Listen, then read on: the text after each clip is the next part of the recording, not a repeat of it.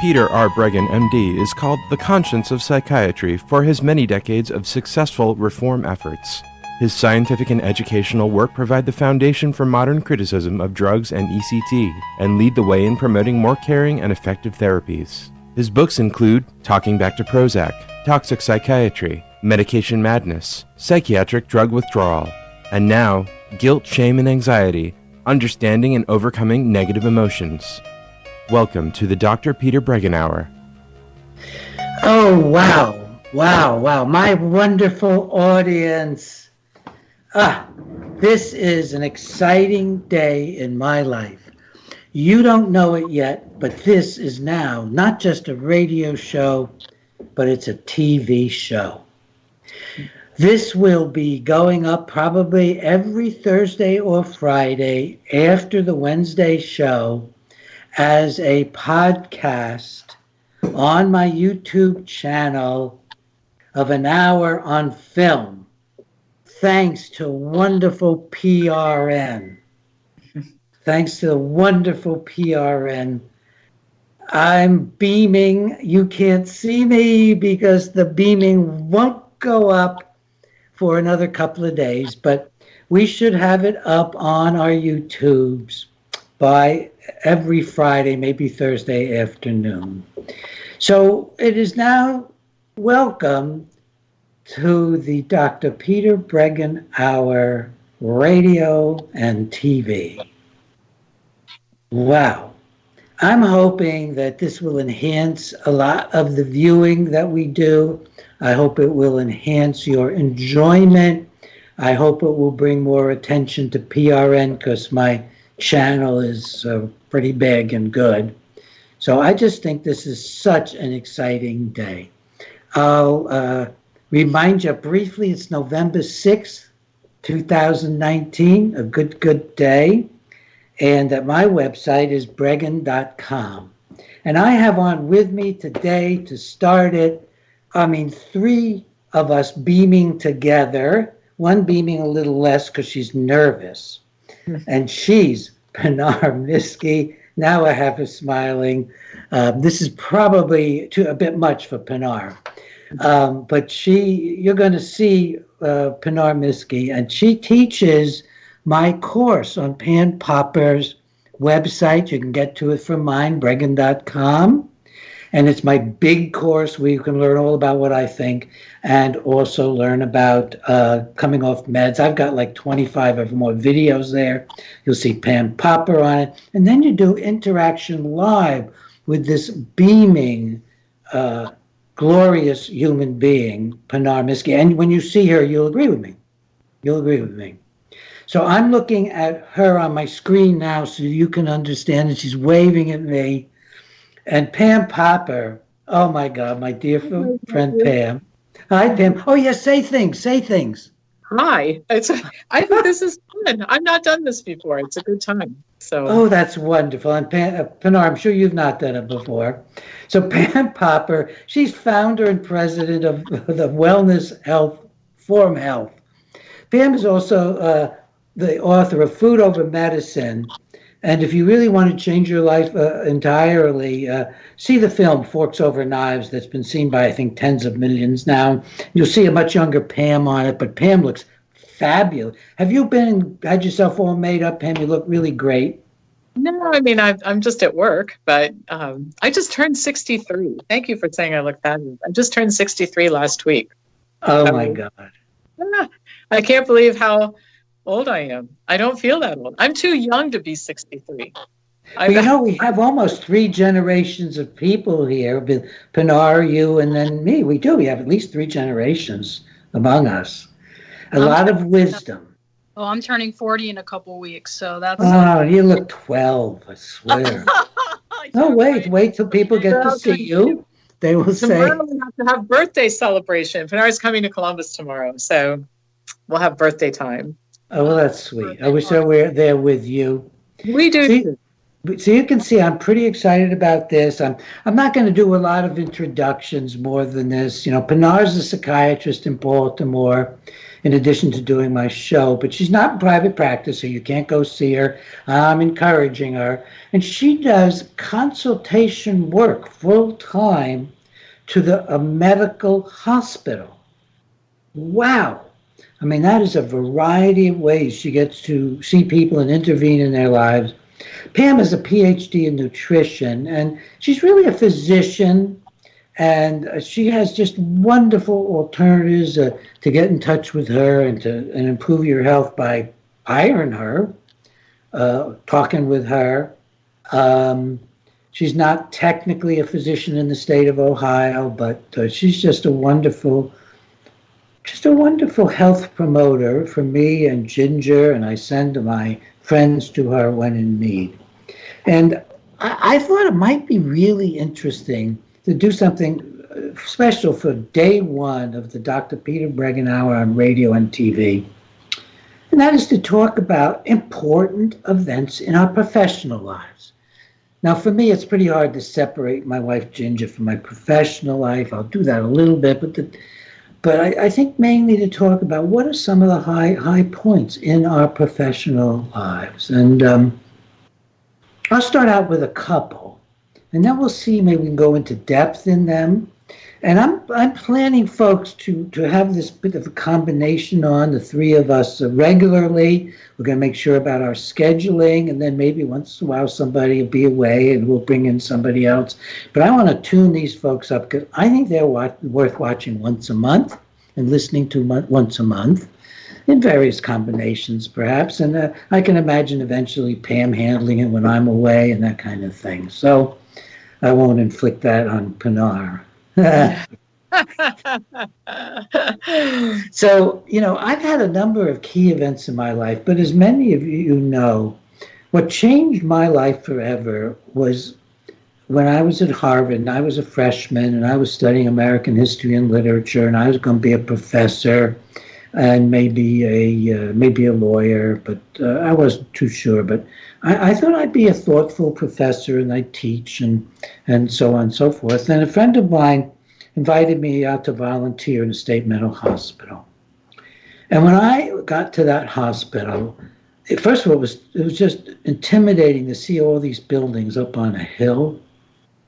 And we went in and we were led to the women's violent ward. And I don't think I felt apprehensive. But going through, it was strange. It stank. It smelled bad. It reminded me of my Uncle Dutch's descriptions of liberating a Nazi concentration camp. The patients we saw along the way were bedraggled. We went through iron locked doors, one after another. I mean, that's how hard it was to get in and out. One ward after another was contiguous, and it was dismal. People were lying on the floor, people talking to themselves. Nobody hardly was socializing. There were heavy wire on the windows. It was probably in the fall, must have been around in September, I think, or maybe a little later. And when I got onto the women's ward, there were just a few of us for this particular visit. And I was told that that's our Radcliffe student, former Radcliffe student, and she was lying on the floor in a corner. And my first feeling was there, but for the grace of God, go I. It wasn't like, ugh, or oh, who could that be? Or I'd never end up like that, or why doesn't she get up? It was more like, God, with a little worse luck, me too. And within that year, I became a leader of the program. We had hundreds of people going through the hospital. And the next year, I talked the superintendent into having a case aid program where 12 of us had our own patients. They were real scared and upset. And they were upset with me for even pushing hard. And we had already had a lot of good publicity for them. So when I said that I thought another hospital was interested, they said, well, you don't run it, but we'll do this. You don't run our hospital. So I was really sort of obnoxious, obstreperous, lacking in boundaries when it came to other professionals way back then. We set up that program, and we ended up getting 12 out of 15 of these patients out of the hospital and into better circumstances or home. I wrote about this in depth in Toxic Psychiatry, and all of a sudden I was somebody in the field of mental health as a college kid. I had my picture in the Saturday Evening Post, and we had a write-up in a big mental health summary of the future of mental health put out by the federal government. And all of a sudden I was doing things. Now, what I didn't know, and then I'm going to hand it over, what I didn't know is that psychiatry doesn't progress. Psychiatry goes with the winds of power and money, with the fads of science and pseudoscience.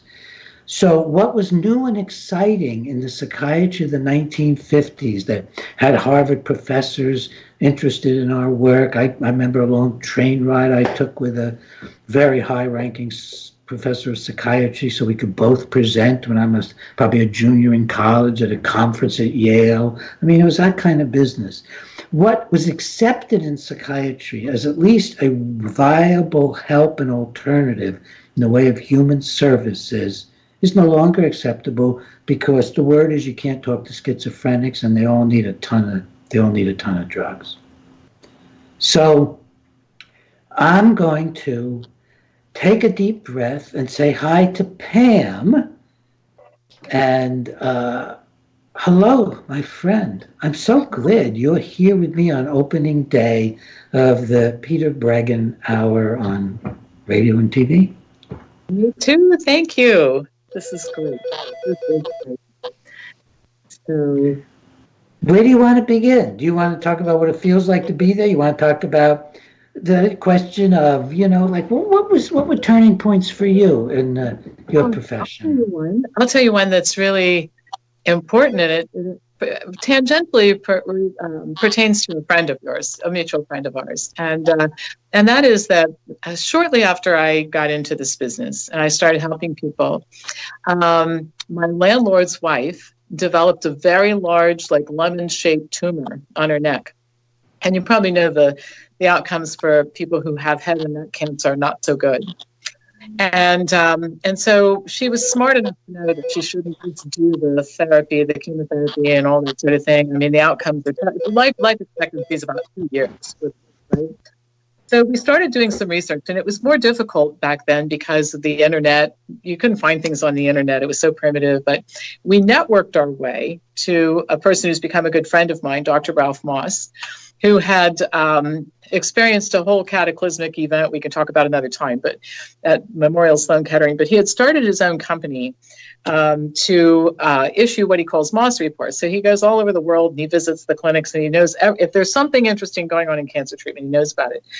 So anyway, I'll tell you the end of the story in a minute because it's a happy story with this woman. But I'll never forget this because I didn't really have much experience helping cancer patients. And the first thing Dr. Moss said to me is, you need to change your approach. And I said, what do you mean by that? And he goes, you people, because he was talking about me being part of you people. He goes, you people are so intent on getting rid of the cancer sometimes, you don't really care if it kills the patient too. And I've never heard anything like that before. And it was the first time that somebody suggested that we should look at this differently. Like maybe even if the cancer stays around and the patient's alive, that would be a better outcome, right? So that really stuck with me. And his whole evidence-based approach, looking at everything from an evidentiary standpoint, was really, really influential. So I have to share that because this has a happy ending and it's really worth talking about. So what happened was this woman decided to have the tumor removed, of course. What they proposed to her after that was ludicrous. We did some research with Dr. Moss. He told us about a treatment protocol they use in Germany that involved hyperthermia to the lymph nodes, low-dose radiation, and a nutritional protocol. And there was a doctor in California who offered it. So she went to California for 3 months. And this was back in 1997 or 98. He's still alive today. You know how many head and neck cancer patients alive and so every year, she actually, because she had a little girl, she recuperated after the surgery at my house and then went to California. And every year on the anniversary of her diagnosis, she calls me to thank me. And I usually meet her at Starbucks or something like that. And so it kind of makes me, and I had, later on, I brought Dr. Moss here for a conference and she gave the introduction to him. which was just a beautiful thing to watch. So happy ending by looking at the way that you keep people alive instead of, my gosh, let's try to get rid of every cancer cell in her body. And if we kill her too, well, that's just the price you pay. That's so much what cancer treatment is about. So you and I have a mutual contact who has cancer, who's been using a much different approach and is still alive as a result of it. And so today, Dr. Moss is still influencing me today.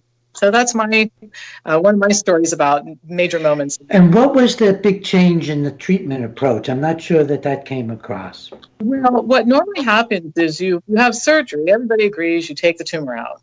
And then, of course, the assumption is if it's, most of the time, it's metastasized. So now we need to get serious about chemotherapy and radiation.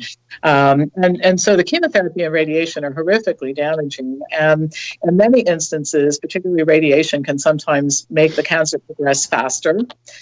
Chemotherapy gets rid of the cancer cells, and then sometimes they come back, they mutate and come back. And so the approach that they use in Germany, and this is kind of an interesting thing I learned about too. The United States is the only country, westernized country, in which traditional medical Western medicine has grown up. It's crowded out everything. In Germany, I think still this is on her side. naturopathic medicine. So they use these combination protocols. Yeah, a little bit of chemo is a good idea, or a little bit of radiation, but instead of just blasting people with these toxic chemicals and there's radiation, it's much more intelligent application. Am I filling the screen? Pam, I have a question about the screen and how it's working. Yeah. You two are very nicely centered in the screen and filling up a lot of it. Am I further back than that? No. Oh, you're fine. I'm no, fine. You're fine. Okay, great.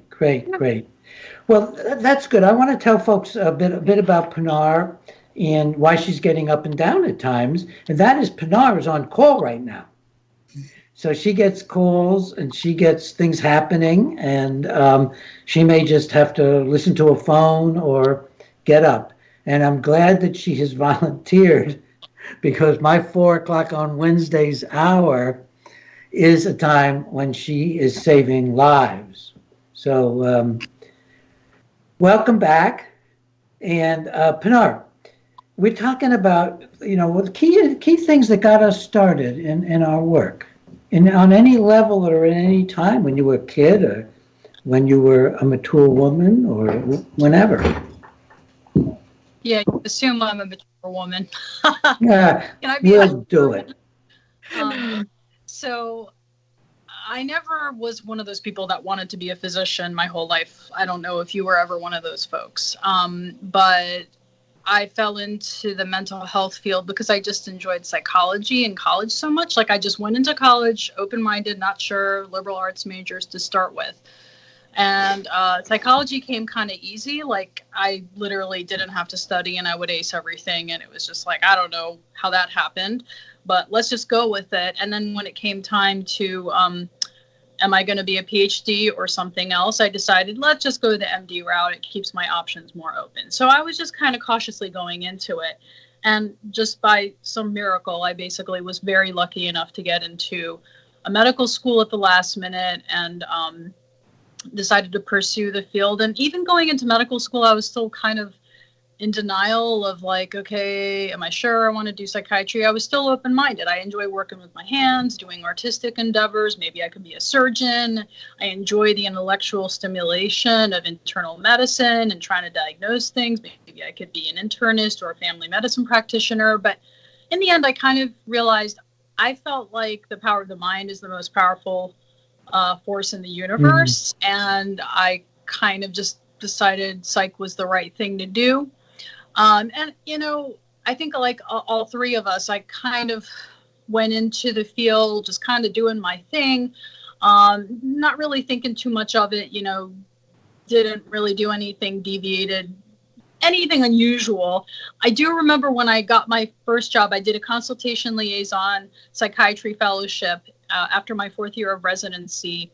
And I just assumed I'm going to do consults because I enjoy both medicine and psychiatry. And I find that this is kind of my niche and I really enjoy helping people on both fronts. But my previous supervisor really encouraged me to find my thing. You know, like, you got to find your specialty. You got to find something that you're passionate about, that you enjoy. And I really struggled. Like, I didn't have a specialty. I felt like my colleagues around me would specialize in like women's health or this, that, or the other, and I didn't really have that. And then I actually ended up going to my library just randomly, and I noticed the billboard, and it was advertising a talk about preventing diabetes. And I have a bunch of family members who have diabetes, and that they were suffering the consequences of that. So I basically thought, this is kind of interesting. What the heck? Why not? Let me go investigate this, both for my family members as well as myself, because it's in my family. Wanted to prevent, any illness in myself. And I ended up going to the talk, and it was by Dr. Neil Bernard of the Physicians Committee for Responsible Medicine. So he presented this data, and it seemed very scientific and very valid and legitimate, and it kind of blew my mind, basically. Like, this was stuff that I did not learn in medical school. So give a summary of what he says, because that will be an unfamiliar name to most people watching this show. Okay, so his name is Neil, Neal Barnard, Barnard. And he's actually, interestingly enough, a psychiatrist by training, technically. And I don't know. I didn't even know that. Yes, it's very interesting. I never asked him how he fell into the path that he's been on. Well, I know the backstory. What he tells people is that he was doing autopsies at one point, and the pathologist that he was working with was kind of pointing out what was going on in people's arteries and how that related to diet, and that kind of had him change his ways. And I think he kind of decided, if I'm doing this for myself, I should try to get my patients to do this for themselves as well. And that's what started it for him. And I don't know the details of his career, but either way, he presented this idea that what seems to be related to diabetes risk is intramyocellular lipids, i.e., fats accumulating in your muscle cells. What we learn in medical school is that diabetes is a problem with glucose metabolism. Your body can't handle sugar. So it was assumed you eat sugary foods, you get diabetes. When in reality, what he was presenting was that our insight into this was limited, that we were kind of narrowing down on the sugar metabolism, when in fact, the actual causative, we're focusing on the symptom and not so much on the actual cause. And that kind of blew my mind. And I guess, unlike some other folks, it's not like I was married to what I was taught in medical school. I mean, it is accepted fact, but maybe I'm rebel, maybe I think differently. I don't know, but I was open-minded about it. And I kind of intuitively knew that when I eat high-fat meals, I would get sluggish and not feel great. And I think most people know that that's how they feel. Could that have further reaching consequences? And so this basically, to summarize, it changed my paradigm of medicine and how I view like the literature in some ways. I still firmly believe in science, but I also acknowledge the fact that the paradigms have shifted over the centuries. And I kind of realized, just because we're working in the 21st century doesn't necessarily mean that we understand everything about medicine and that we know what's best for people. And we look back to the history of medicine and when people would do things that we consider kind of brutal towards our patients, and realizing maybe what we're doing now isn't always the best thing for our patients too. And it kind of really got me questioning things, and kind of trying different things for myself, exploring a plant-based diet for my personal health. And it just began me on this journey where I became, I think, more open-minded towards lifestyle medicine in general, basically. And so that was the first big thing, like that talk by Dr. Bernard. And I've been a member of the Physicians Committee since then. But then the second thing was when one of my colleagues here at the hospital that I work at kind of shoved this book in my face, The Body Keeps the Score by Dr. Bessel van der Kolk. It looks like this. And Ginger's reading that right now. It's fascinating. And again, not something that we learn in residency or medical school, but so much science behind it.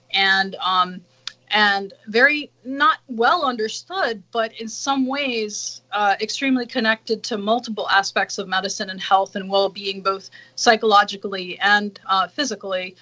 If you want to differentiate the two, I think of them as the same ultimately. But it really kind of made a lot of things that I learned about in residency and psychiatric residency make sense in a different way. Like if you don't think it's just serotonin molecules floating around in a vacuum in your brain that cause problems, rather maybe how your brain is interacting with bad things that happen sometimes and how that could be causing changes to your behavior and sense of well-being, that it really kind of changes the paradigm and how we should be responding to these things. These two things have really kind of changed my perception of how I practice medicine and how I try to approach things. I don't have all the answers. I don't pretend like I do, but I'm willing to acknowledge that maybe sometimes we're wrong about stuff, and I'm open-minded about, like, are there different ways of approaching these issues sometimes? Well, as a consultant, you're primarily going in as a psychiatrist, right? But That's you also are a general physician, and you're dealing with medical patients. And when did you begin to rethink some of your psychiatry more? I think mostly, well, it's not just the psychiatry. I think I'm rethinking a lot of things in medicine. I think a lot of things in Well, I'm thinking more about the drugs and stuff. I guess just seeing the limitations, how few people stick to them. Same with substance abuse, but I don't, I guess the street drugs they make people feel differently, and they prefer how that feels to the prescribed drugs. But it just seems like eventually a lot of times the effects that people like wear off or create side effects, and that ends up becoming a limiting factor. And most people tend to jump ship and try a different drug and not necessarily go with things like psychotherapy or other methods like exercise or lifestyle interventions to see if that gets them feeling better, unfortunately. But that also contributed to things as well, realizing drugs have their limitations, and not just in psych, but in other things. I see it with, is it easier to change your diet or take a statin? And statins have very real side effects too. I could go on and on. It's just, I feel like drugs are extremely powerful and they change things, but I guess I'm starting to question, the long-term efficacy of these things, and, really trying to get people thinking about weighing the pros and cons of taking drugs, and is it worth it to you? Like, what are you going for? And what do you want the drug to do? And sometimes people have unrealistic expectations of the drugs. Like, they think, I'm taking my antidepressant, I don't feel happy. And it's like, why would you think that an antidepressant is going to make you happy if your life is pretty horrible right now? I mean, you have emotions for a reason in response to things you're going through, and you can't expect a drug to change what you're going through. It's up to you to kind of change your behaviors to get out of a bad situation, and I know sometimes it's very tough for people to get out of certain situations, but people have very interesting expectations of what medications can do, especially psych meds. Well, they get that from the doctors and the advertising. So when you're talking to somebody in a medical ward who's never heard anything about being critical of psych drugs, what kind of reactions do you get from them? And do you get any blowback from the docs on the ward? Actually, it's interesting that my colleagues know about the side effects of the drugs. Their patients, I think, tell them in the outpatient and inpatient settings. They see the certain things like with the antipsychotics, dystonia, or the serotonin syndrome you can get with antidepressants. They see these side effects, and they will call us to figure out, could this thing that this person got admitted to the hospital for, could it be related to their meds? So that's one of the main reasons why we get involved. So there's no blowback at all, actually. I'd say, that's with regards to the medications. As far as the patients and the families, it's interesting. Actually, I get the sense that people are kind of getting tired of trying the medications. Just last night, without going into too many HIPAA violating details, I actually interacted with a family member of a patient, and the patient had been on multiple psych medications over their lifetime. And the family member was realizing, although the family member hadn't really read about the side effects of drugs causing some of these symptoms that the patient had been going through, they kind of realized, like, I'd heard these drugs kind of sometimes stop working after a while.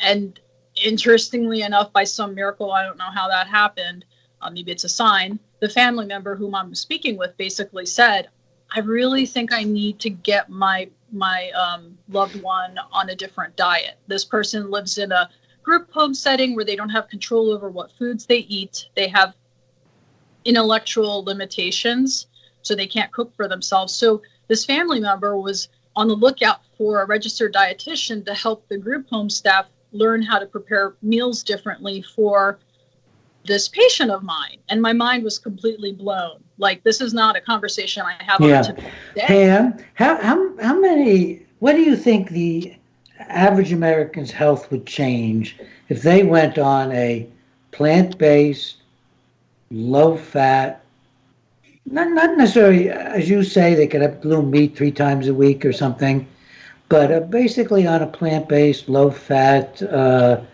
diet where it's a whole food, not something that's been ground up with a lot of additives, you know, like eating potatoes and asparagus and all kinds of other good basic foods. First, you know what I would love? Give a 5-minute description of what a diet like that looks like.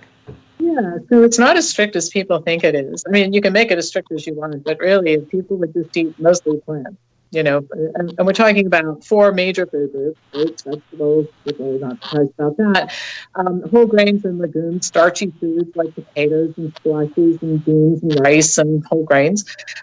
So you eat mostly that stuff. You can have animal food 2 to 3 times a week, or fish 2 to 3 times a week. A maximum of 3 servings a week of animal food or fish, as long as it's organic or wild caught. Get rid of the dairy. Minimize the processed food. Like we use a pyramid so people can see, eat less of the stuff at the top than you do at the bottom. And keep the fat really low, and treats are for holidays. So a glass of wine, a piece of birthday cake. I mean, there's a time for it, but that's not food. Difference between food and a treat. And within those categories, people can eat what they want. I mean, I think one of the things that keeps people from doing this is they sometimes think, gosh, if I'm not ready to eat green apples and kale, then this won't work for me. But if you like yellow apples and romaine lettuce, that works great too. Okay, just eat the food.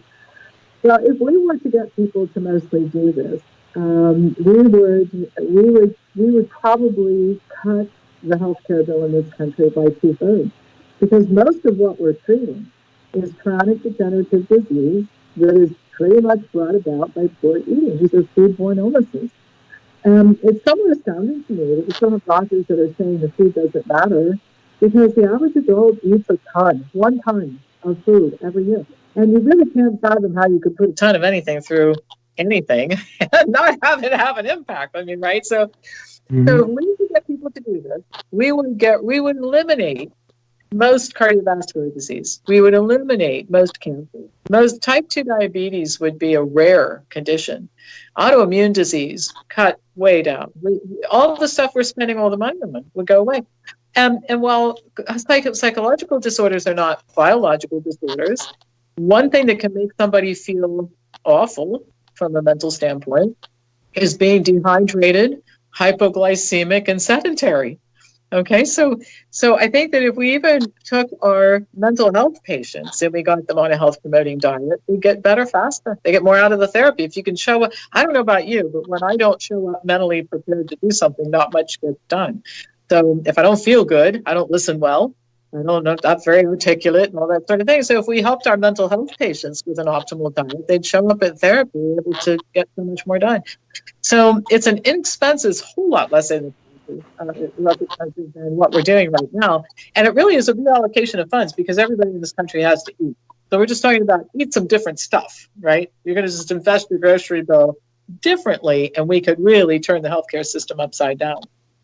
Easier said than done, right? Yeah, I think it would be very, very dramatic change in people's health. Certainly has been in all of our health as we've made those changes. Me thanking you for the improvements in my health and Ginger's health. The other thing is that, and here's a big problem and a wonderful thing, both, and that is that people who come for help in their lives from mental health issues, they often are not well organized in their lives. They've had trouble taking charge of their lives. And I think that if, as a part of therapy, they can also begin to diet better, they'll experience the pleasure of actually learning you can take charge of your life. Mm-hmm. So there's a combination. And when parents have children who, quote, they can't control, or have ADD, or, oppositional defiant disorder, well, they're going to get spectacular results if they feel strongly about their children eating better, because they're going to become effective parents. Mm-hmm. And what these children need is effective parents.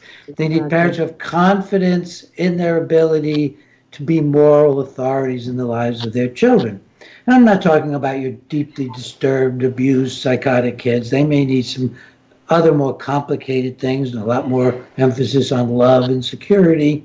But a lot of the children that I see who are having this so-called ADHD, rather than the ones who are coming out of a mental hospital to see me, they basically need moms and dads who have more faith in themselves for giving leadership as well as love and some discipline.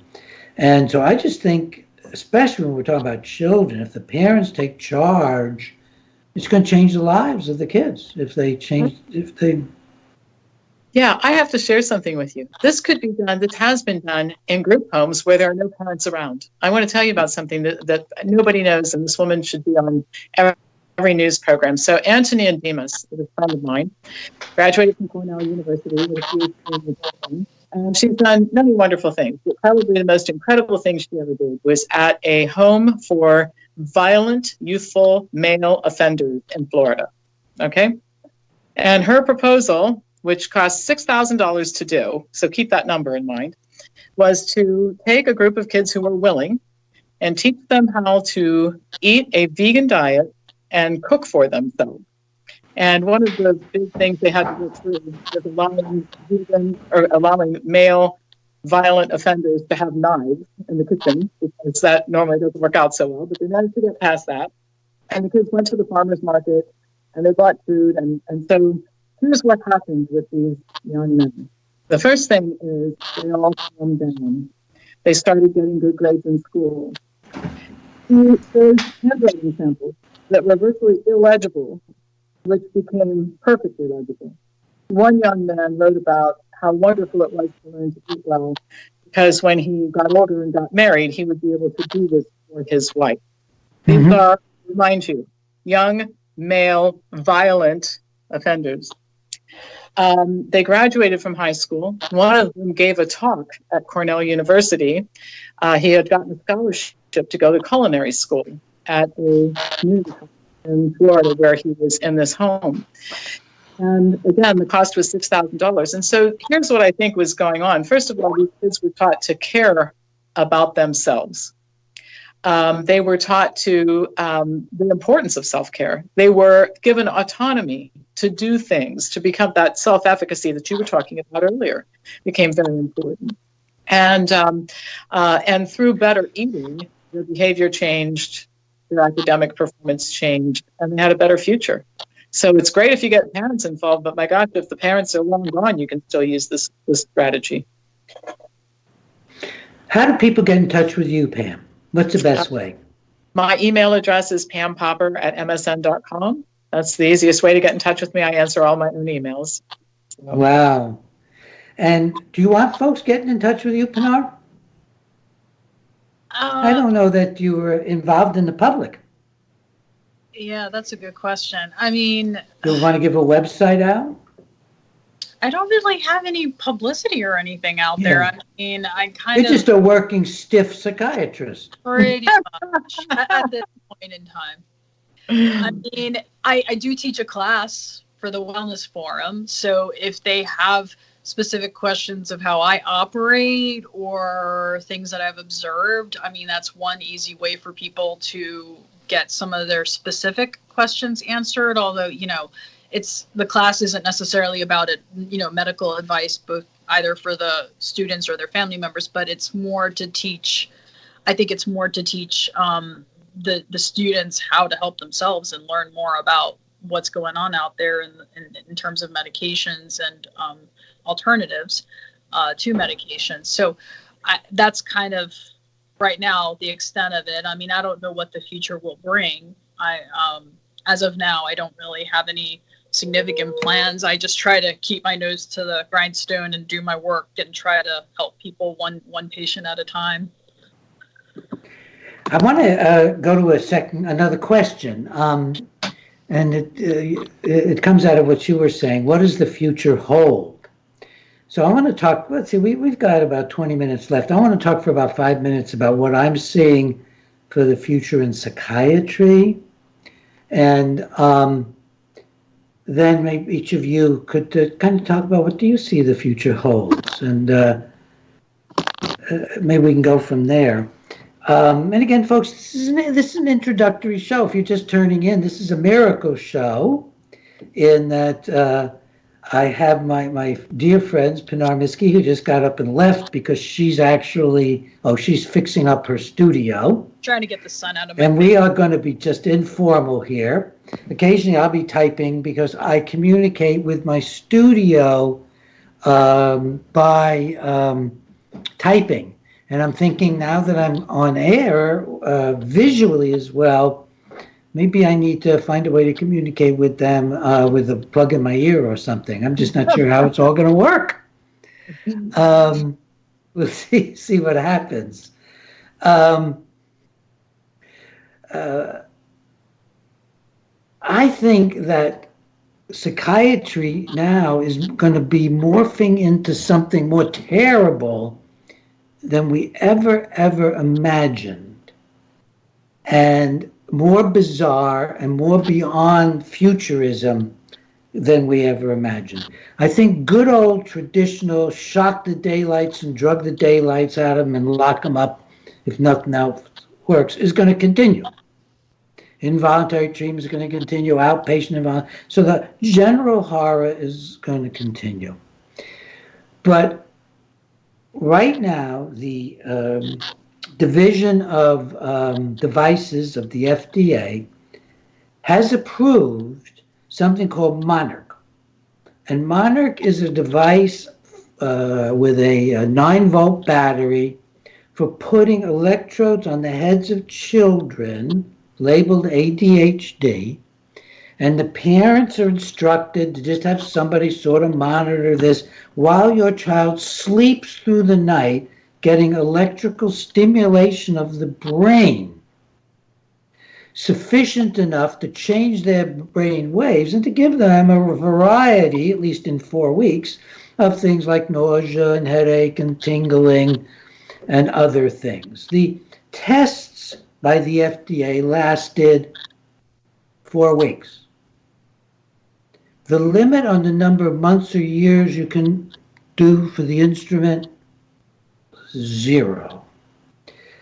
The electricity is low voltage, and it is going not probably so much through the skull up where the electrodes are, but it's picking up the ends of nerve roots, particularly the trigeminal, which are nearer to the surface or coming through the skull, little holes and go into your teeth and things, and it's sending the impulses back up the nerves.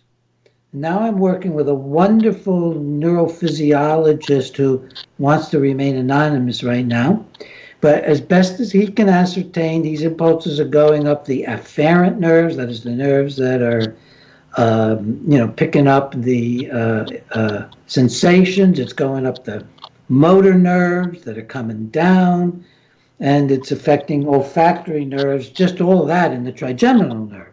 And it goes right on up and finds its way to the frontal lobes and affects the function of the whole brain.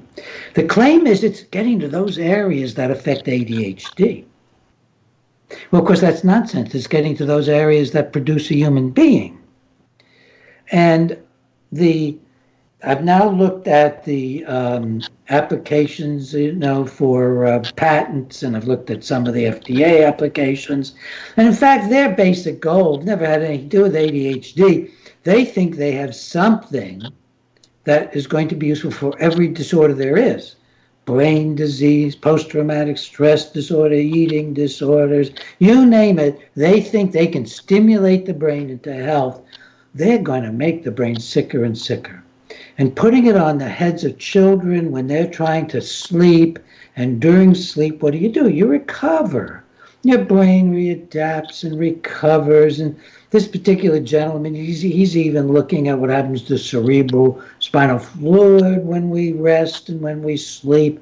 And all of those resting processes are being chronically disabled in subtle ways that we have no idea what the long-range effect is. That's the opening wedge, because now that it's approved, oh, by the way, most people, the parents took their kids out after 4 weeks. And then by a year, every parent but 3 took the kids out. But there are only 35 kids that they had to approve this. So we're looking at a disaster unleashed on the public by the branch of the FDA that does devices. Now, at the same time, folks, you go to my website, and then the second or third thing you're going to see is a whole brand new thing, which is, stuff Peter Breggin's really excited about that he's doing right now. And you'll see it right there, right away. And it's a little different than the alerts, frequent alerts, which you can actually connect to and have mailed to you. But these, latest, newest, exciting things by Peter Breggin, The Conscience of Psychiatry, I'm just being very bold. You'll be able to get right away. I love Pam grinning about this. She knows this is hard for me to do. I'm breaking out, guys. And you will then see the next level of terror around all of where we're going. And the next level of terror is represented by Elon Musk, who is the man who given us Tesla. The cars that are supposed to be driven by machines and which occasionally blow up or go out of control. He is developing technology where you'll be connected to your computer directly by electrodes. And if you then go down just a little further, that's what you're going to see when you get to the latest thing I'm working on. That's the first thing you're going to see. Then you go a little further, you get to the child sections, and you'll learn about the Monarch device. But they come together. You can see how they come together so closely. And it's all about physical control of the brain, which they've been working on for a long time. Now, who is they? Well, I'm working with a wonderful couple who did the film The Minds of Men, which is a big mind control film. I'm in it, seen over 2 million people have seen it now, and I'm the star of the last section. They call me the star or the featured person. And they found out by just searching the web that the machine that Elon Musk is using, in which he says, and you can see the videos, all the videos are there. There's nothing here about this, nothing to do with conspiracy theory. This is public advertising that they're pushing. You'll see the device that Elon Musk is working on and hopes to get approved by the FDA using the same methods that Monarch did by getting it approved for some sort of disease first, is actually funded by, the machine comes out of DARPA, capital letters DARP, which is a defense agency of the federal government that supports mind control stuff. This is great stuff for the defense agencies. God knows what they want to do with it.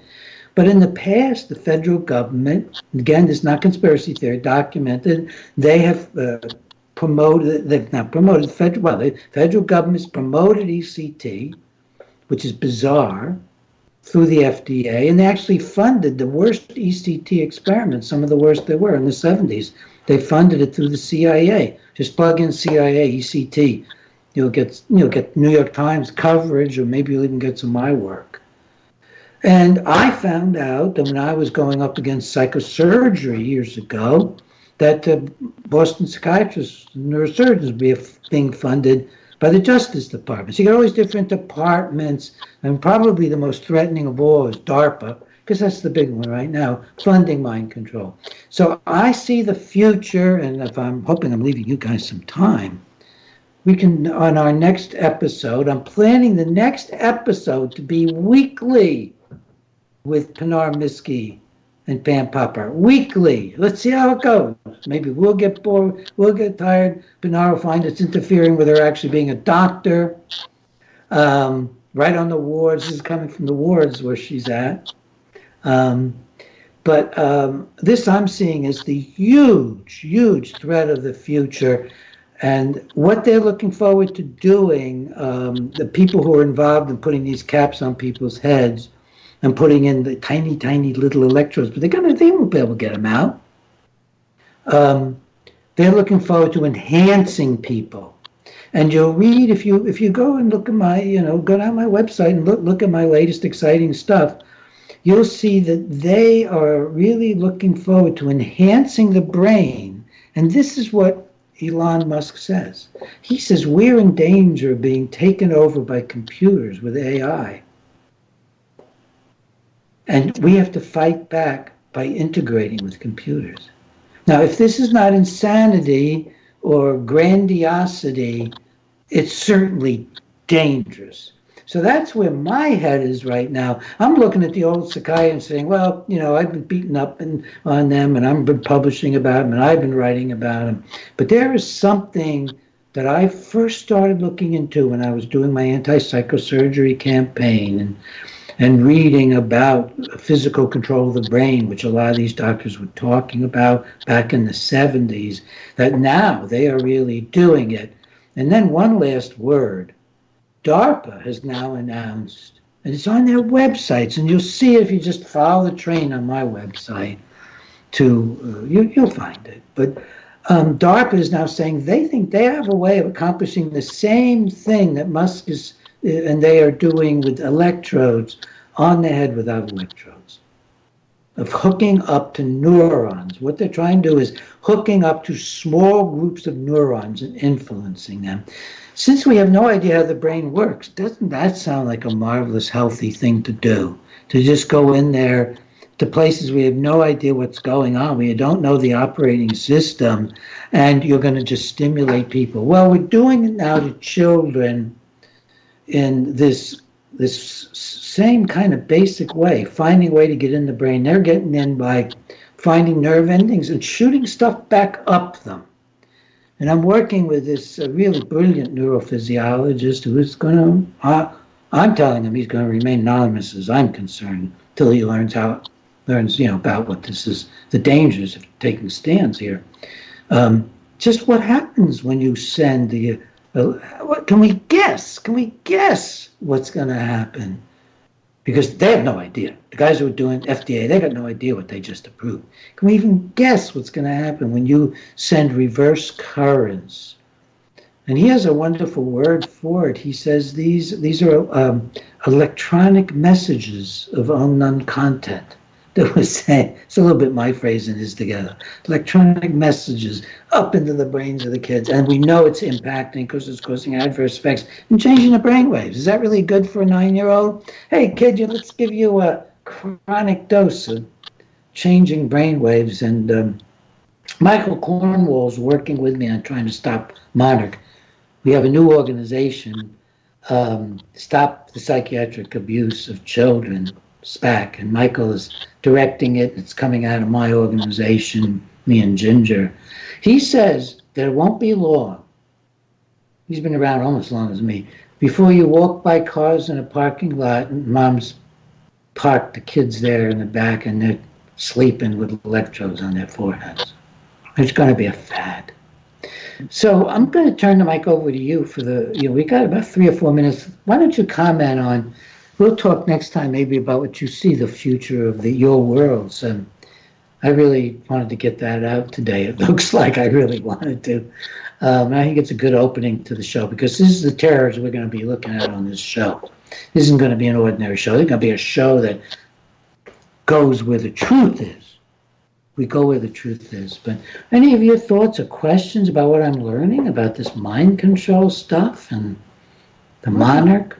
I'll just make one real brief comment. And I think if you wanted to sum up what's wrong with medicine into one thing, one concept, it is, when are we going to stop jumping off the cliff with a new idea that sounds like it might possibly in some other universe be a good idea, and then no proof, no evidence, we haven't done the right clinical trials, nothing, we just jump off the cliff and do it, and then later on we say, oh my gosh, that was terrible. I mean, we did it with psychiatric drugs. Look at what's going on with the opioid epidemic. I mean, that was all manufactured, made up, people started prescribing drugs. At some point in time, medicine is going to have to rein itself in, and the drug companies are going to have to be reined in, and they're going to have to be disconnected from their partners at the federal government. We've been talking about that for a real long time. Right. Pam, you are breaking up a little bit. I think it's my incoming. I don't mind inviting the audience in on this. I'm going to be more comfortable if I don't have a traditional show or I'm doing secret things. I don't think it's your mic. I think it's my input. But where is your mic? I'm hearing the cracking up when you're talking too. Okay. I'm hearing a little scratchy sound. But I think that maybe none of this is going to show up on the film. We'll see. If it does, we'll have some work, folks, to clean up the show for you. We've got a few more minutes. Pinar, you've not heard some of this stuff before. What do you think? It sounds like something right out of sci-fi and like a lot of fads. I mean, I think there's what consumers want, and then there's what medicine is pushing on them. And I think there does seem to be a point where there's divergence. I do think that even though I know you have an understandable fear of these things happening, and who knows where it's going to go, and especially in the military complex. But basically, from my standpoint, as far as what individuals are going to want, on the front lines, I'm seeing a lot more individuals wanting the lifestyle stuff. They're starting to see the limitations of the system as is, and maybe that gives a glimmer of hope to an obviously concerning or bleak potential future here. That I think the more we educate individuals and let them know about the downsides of what's going on, that maybe they'll be more willing to try alternatives before it gets to the point where they need drugs or these devices. And just really trying to create some awareness of this will go a long way, in my opinion. Well, I think you're just a necessity on this show and in my life, because that is not my way of looking at it at all. But so that's wonderful, and I want you to keep bringing in what you're seeing. You're right, by the way. You spotted it exactly when you mentioned, especially in the military, because a lot of vets have been targeted for these devices that you put on your head. But a study, I think, convinced the VA that it didn't work. And they were doing it without any research. We're hearing the music. Folks, thanks for being on the radio, listening to my first TV show ever. I can't wait to see myself what it really looks like. It looks great. I'm seeing my friends on the screen looking fabulous and terrific and loving. And just, like my friends and dear friends. And we're going to be meeting with Pam Popper, and we're going to be meeting with Pinar Miski, and we're going to be doing it once a month. It's going to be the first session of the month. And we'll see how it goes. And God bless my wonderful audience. Watch it again and see it on TV. You're going to get a whole different feel from it when you see the way we are together. And thank you so much, Pam. Thank you, Pinar, for being on. Bye-bye, wonderful folks. Bye-bye. Thank you. Thank you.